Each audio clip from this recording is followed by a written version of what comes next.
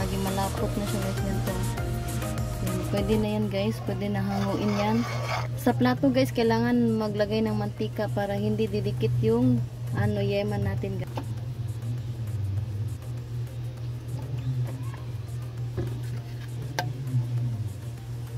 Ikalat lang natin guys, ayan.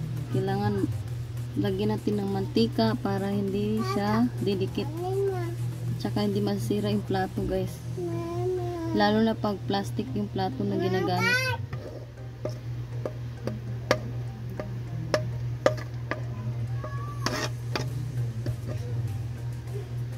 Ayun na siya guys. Ayan, tapos na yung yema guys.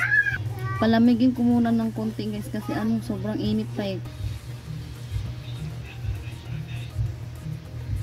Ayan, para dito lang to sa bahay guys. Kaya, ayan, depende sa akin kung gusto kong malaki yung bilog tsaka or maliit ba. Sobrang init pa. Sobrang init.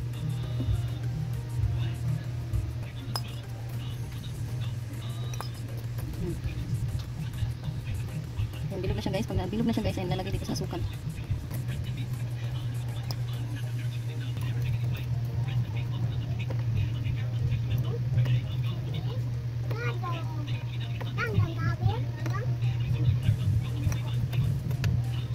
Ayun guys, tapos na yung yema guys. Ayun, sobrang dami niya guys.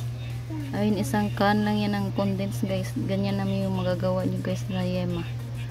Sobrang dami niya guys. Ayan guys, thank you for watching everyone.